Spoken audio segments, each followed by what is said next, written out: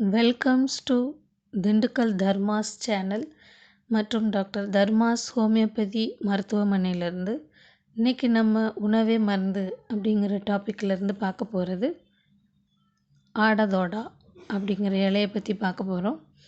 ஆடதோடா அப்படின்னு சொன்ன உடனே எல்லாருக்குமே ஞாபகம் வர்றது சளிக்கு அருமையான மருந்து ஆடதோடா இலை. நாள்பட்ட நெஞ்சு சளி, இருமல், கபம், அதனால் ஏற்படக்கூடிய இளைப்பு, அதுக்கெல்லாம் நல்ல நிவாரணியாக இந்த ஆடதோடா இலை யூஸ் ஆகுது. ஆடுதொடா அப்படின்னா ஆடு தொடாத இலை, அது ஆடுதொடை அப்படிங்கிற மாதிரி மருவி வந்திருக்கு. ஆடு தொடாது, இதோட சுவை பார்த்திங்கன்னா கைப்பு சுவையாக இருக்குது. ரொம்ப கைப்பு சுவையாக இருக்கிறதுனால ஆடு இந்த தாவரத்தை உண்ணாது. இது ஒரு இருவித்திலை தாவரம், பூக்கும் தன்மையுடையது. இந்த இந்த தாவரத்தோட எல்லா பாகங்களுமே மருந்துக்கு ரொம்ப உபயோகப்படுது. அதோட இலையாக இருக்கட்டும், பூவாக இருக்கட்டும், வேராக இருக்கட்டும், எல்லாமே மெடிசினல் யூசஸ்க்கு ரொம்ப ஒரு நல்ல ஒரு மருந்தாக பயன்படுது. இது எப்படி இந்த மருந்து யூஸ் பண்ணலாம் அப்படின்னு பார்த்தீங்கன்னா, இந்த இலையை சுடு தண்ணியில் இலையை சின்ன சின்னதாக கட் பண்ணி சுடு தண்ணியில் போட்டு கொஞ்சம் நல்லா பாயில் பண்ணிவிட்டு அதை வடிகட்டி தேனோடு சேர்ந்து சாப்பிடும்போது நிறையா வியாதிகள், சளி தொந்தரவு மட்டும் கிடையாது, நிறையா வியாதிகள், உடம்பில் இருக்கக்கூடிய நச்சுத்தன்மையை போக்குது. இது இந்த ஆடுதொடா இலைக்கு டிஷ்யூஸில் ஒவ்வொரு செல்ஸு, ஹியூமன் பாடியில் இருக்கக்கூடிய டிஷ்யூஸ் இருக்குல்ல, அதில் எல்லா எந்தெந்த அந்த நச்சுத்தன்மை இருக்குதோ அந்த நச்சுத்தன்மை எல்லாத்தையுமே வெளியேற்றுது. பிளட் பியூரிஃபையர்னு கேள்விப்பட்டிருப்போம். அதே மாதிரி இது செல்ஸ் பியூரிஃபையர். செல்ஸ்லலாம் இருக்கக்கூடிய நச்சுத்தன்மையை விரட்டி அடிக்கக்கூடியது ஆடுதொடா இலை. இது எல்லா வீடுகளிலேயும் இருக்கக்கூடிய ஒரு தாவரம். கண்டிப்பாக எல்லா வீடுகளிலும் இருக்கணும். இல்லாதவங்க அது எங்கே இருந்தாலும் நீங்கள் ஈஸியாக கிடைக்கக்கூடிய தாவரம் தான். அதோட தண்டு எந்த இடத்துலேருந்து எந்த முனையில் பிச்சு வச்சாலும் அது உடனே வளரக்கூடியது தான். எல்லா விதமான பண்புகளிலையும் வளரக்கூடியது. இதுக்கு மண் வளம் எப்படி இருக்கணும் அப்படிங்கிற எல்லா மண்ணிலையுமே நல்லா வளரும். ஆடுதொடா சிறுவர் பிறந்த குழந்தையிலேருந்து முதியோர் வரைக்கும் எல்லாருமே சாப்பிடக்கூடியது ஒரு நல்ல அருமருந்து ஆடுதொடா. உடம்பில் இருக்கக்கூடிய நச்சுத்தன்மை எல்லாத்தையுமே விரட்டுது. நச்சுத்தன்மை விரட்டுனாலே இம்யூனிட்டி பவர் அதிகமாகும்.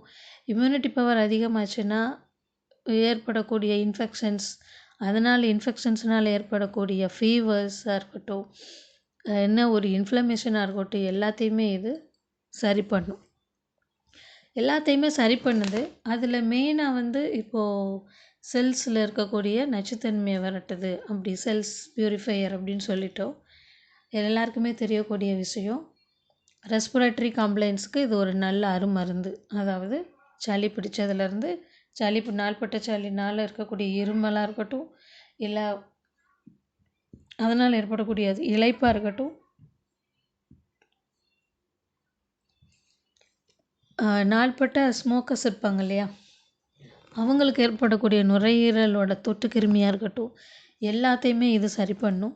அதில் அந்த ஃபைப்ரஸ் டிஷ்யூ அதில் டெவலப் ஆகும் இல்லையா, அந்த ஃபைப்ரஸ் எல்லாத்தையுமே இதை குணப்படுத்துது. சரி பண்ணிவிட்டு அந்த ஸ்கார் டிஷ்யூ இல்லாமல் சரி பண்ணக்கூடியது ஆடதொடா இலைக்கு இருக்குது.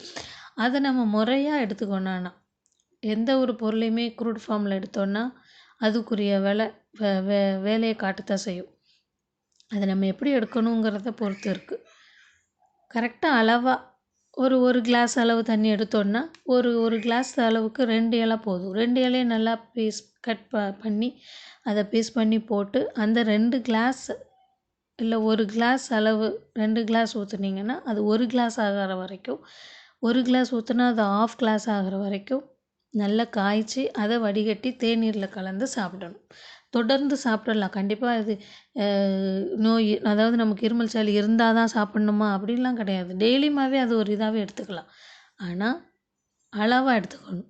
15 ml ounce ஒன்றுமே இல்லை, பாடி கண்டிஷனில் நல்லா இருக்குது அப்படிங்கிறவங்க ஒரு 15 ml மட்டும் எடுத்தாலே போதும். டெய்லியும் எடுத்துக்கிட்டால் போதும். இல்லை வீக்லி ட்வைஸ் எடுத்துக்கலாம், வீக்லி ஒன்ஸ் எடுத்துக்கலாம், எப்படினாலும் எடுத்துக்கலாம். அந்த கம்ப்ளைண்ட்ஸாக இருக்கட்டும், ஃபீவராக இருக்கட்டும், கோல்டாக இருக்கட்டும், கஃப்பாக இருக்கட்டும், அந்த மூச்சு திணறலாக இருக்கட்டும், எல்லாம் இருக்கக்கூடியவங்க கொஞ்சம் அதிகமாக எடுத்துக்கலாம். ஒரு 15 ml அப்படின்னு சொல்கிறது ஒரு ½ கிளாஸ் எடுக்கலாம், இல்லை ஒரு கிளாஸ் ஃபுல்லாகவே எடுத்துக்கலாம். இது எவ்வளோ நாளைக்கு எடுக்கலான்னா, நீங்கள் ஒரு 1 வீக் கண்டினியூஸாக எடுத்தீங்க அப்படின்னாலே உங்களுக்கு ரிசல்ட் தெரியும். உங்களுக்கே அதோட அந்த இருமலாக இருந்துச்சுன்னா இருமல் குறையும், இளைப்பாக இருந்துச்சுன்னா இளைப்போட தன்மை குறையும், அதோட ஃப்ரீக்வன்சி குறையும், இம்ப்ரூவ்மெண்ட் உங்களுக்கு நல்லாவே தெரியும். அப்படி படிப்படியாக குறைஞ்சி வரும்போது நம்ம டோசேஜையும் குறைச்சிக்கணும். இப்போ ஒரு கிளாஸ் எடுக்கிறோம் அப்படின்னா அடுத்து ஒரு நாளைக்கு 10 தடவை இருமல் வருது, அடுத்த டைமில் 10 டைம்ஸ் வருது அப்படின்னா, நீங்கள் அடுத்து எடுக்க ஒரு 5 டைம்ஸ் குறையுது அப்படின்னா கொஞ்சம் குறைச்சிக்கணும், அதோட மருந்தோட அளவை குறைச்சிக்கணும். இது குழந்தைங்கள்லேருந்து, அதாவது பிறந்த குழந்தையிலேருந்து கூட கொடுக்கலாம். பிறந்த குழந்தைங்களுக்கெல்லாம் பார்த்திங்கன்னா ட்ராப்ஸ் கணக்கில் கொடுக்கும். ஒரு 1 2 3 ட்ராப்ஸ் அவ்வளோதான். அடுத்து ஒரு age 2 years 3 years up to 5 years அப்படின்னு பார்த்திங்கன்னா ஒரு 15 ட்ராப்ஸ் இன் ஹாட் வாட்டர். அந்த எடுத்துக்கக்கூடிய அந்த கஷாயத்துலேருந்து 15 ட்ராப்ஸ் விட்டு 1/4 டம்ளர் தண்ணியில் கொடுத்தால் போதும். இல்லை இந்த மாதிரிலாம் ப்ரிப்பேர் பண்ணுறதுக்கு கஷ்டமாக இருக்குது அப்படின்னா, ஹோமியோபதியில் ஜஸ்டிஷியா அடதோடா அப்படின்னே மதர் டிஞ்சர், ஜஸ்டிஷியா அடதோடா, அது பொட்டன்சி வேரியேஷனில் 30 இருக்கட்டும், 200 இருக்கட்டும், கியூஸில் இருக்கட்டும், அது பொட்டன்சி வேரியேஷனில் கிடைக்கிது. அது தகுந்த அந்த மருத்துவர் அறிவுரைப்படி கரெக்டான, அதாவது டோசேஜுக்கு நான் சொல்கிறேன். ஜஸ்டிஷியா அடதோடா எல்லாத்துக்கும் எல்லாருமே எடுக்கலாம், எடுக்கக்கூடிய மருந்து, எல்லார் வீட்லேயும் இருக்கக்கூடிய ஒரு மருந்து. அது எப்படி எடுக்கணுங்கிற விதத்தில் தான் இருக்குது. அது அந்த தகுந்த டாக்டர் மருத்துவரை பரிந்துரை பண்ணி அதை எடுத்துக்கோங்க. கிடைக்கிது எல்லா மருந்து கடையிலையுமே ஹோமியோபதி மருந்து ஜஸ்டிஷியா அடதோடா அப்படின்னு பொட்டன்டைஸ்டு பண்ணியே கிடைக்கிது. க்ரூட் ஃபார்மில் எடுத்துக்கிட்டால், அதாவது நம்ம அந்த கஷாயம் பண்ணி சாப்பிடும்போது இருக்கக்கூடிய வீரியம் அதிகமாக இருக்கும். அதே இது பொட்டன்டைஸ்டு பண்ணதுன்னா அது ஒரு மெக்கானிசம். பொட்டன்டைஸ்னால் மருந்துக்கு கொண்டு வர்றதுக்கு அது ஒரு மெக்கானிசம். அந்த பொட்டன்டைசேஷன் பண்ணி இருக்கிறதுனால அந்த மருந்து வாங்கி சாப்பிட்றது இன்னும் ரொம்ப நல்லது. இந்த ஜஸ்டிஷியா அடதோடா அப்படிங்கிறது பார்த்திங்கன்னா, இருமல் சளி நச்சுத்தன்மை போக்குது அவ்வளோதான் அப்படின்னா அதெல்லாம் கிடையாது. அதையும் தாண்டி ப்ரெக்னென்சி லேடிஸ் சாப்பிட்லாம். ப்ரெக்னென்சி லேடிஸ் இதே கஷாயம் வச்சு டெய்லியும் weekly once or weekly twice குடிச்சுக்கிட்டாங்கனாலும், இல்லை டெய்லியுமே எடுத்துக்கிட்டாலும் ஒரு பேபி ஹெல்த் நல்லாயிருக்கும். அவங்களுக்கும் அந்த ப்ரெக்னென்சி டைமில் ஏற்படக்கூடிய டயபெட்டிஸாக இருக்கட்டும், கான்ஸ்டிபேஷனாக இருக்கட்டும், எல்லாத்தையுமே இது நிவர்த்தி பண்ணும். அது அந்த இதை வரவே விடாது, அதை ரெகுலராக எடுத்துக்கிட்டாங்க அப்படின்னு. ரெண்டாவது பார்த்திங்கன்னா, டெலிவரி இப்போ ஆஃப்டர் டெலிவரி ஆகிடுச்சு, பேபி ப்ரெக்னென்சி டைமில் எடுத்தாச்சு, டெலிவரி ஆனதுக்கப்புறமும் இருக்கக்கூடிய அதிகமான உதிரப்போக்கு இருக்கும், சிலவங்களுக்கு வரும். அந்த மாதிரி இருக்கக்கூடிய கண்டிஷனில் இந்த அடதோட நல்லா யூஸ் ஆகுது. நம்ம மெடிசனை காட்டிலும் இதில் மெடிசன் எடுத்துக்கிட்டாலும் இதையும் கொடுத்தோன்னா கம்ப்ளீட் பட்டன் அரெஸ்ட் ஆகும். ரெண்டாவது, யங் கேர்ள்ஸ் இப்போல்லாம் பார்த்திங்கன்னா பிசிஓஸ் நிறையா இருக்குது. பிசிஓஸ் அப்படின்னா பாலிசிஸ்டிக் ஓவேரியன் டிசீஸ். அதனால என்னாகும், பீரியட்ஸ் இர்ரெகுலர் ஆகும். பீரியட்ஸ் இர்ரெகுலர் ஆகும்போது மந்த்லி குளிக்க மாட்டாங்க. மந்த்லி பீரியட்ஸ் வராது. Once in 2 months, once in 3 months, or within a month 2 times menses அந்த மாதிரி வரும். அந்த மாதிரிலாம் வரக்கூடியதை அது அந்த கர்ப்பப்பையினோட அதில் இருக்கக்கூடிய இன்ஃபெக்ஷன்ஸ் எல்லாமே இது நிவர்த்தி பண்ணக்கூடியது இந்த ஜஸ்டிஷியா அடதோடா. இர்ரெகுலர் பீரியட்ஸை கரெக்ட் பண்ணுது, பிசிஓஸை கரெக்ட் பண்ணுது. ஆஃப்டர் டெலிவரி 1 or 2 டெலிவரிஸ் இந்த கர்ப்பப்பையானது வீக்காக ஆரம்பிக்கும். அந்த வீக்னஸ்க்கு எல்லாமே இது ஒரு நல்ல அருமருந்து. அது அந்த கர்ப்பப்பைக்கு ஒரு ஸ்ட்ரென்த்தனை கொடுக்குது. ஸோ பெண்கள் எல்லாருமே இது நல்லா எடுத்துக்கக்கூடியது. மெனோபாசல் ஏஜ் பீரியட்ஸ் நிற்க போகுது இல்லையா, அந்த ஸ்டேஜில் எடுக்கக்கூடிய அப்போ வந்து ஹார்மோன்ஸ் எல்லாம் நிற்க ஆரம்பிக்கும். இப்போ ஹார்மோன்ஸ் எல்லாம் தடைப்பட்டு போக ஆரம்போது யூட்ரஸ் அப்படியே சுருங்க ஆரம்பிக்கும். யூட்ரஸ் சுருங்கிறது ஹார்மோன்ஸ் இல்லை, அதனால போன்ஸ் எல்லாமே நல்லா வீக்கனிங் ஆக ஆரம்பிக்கும்.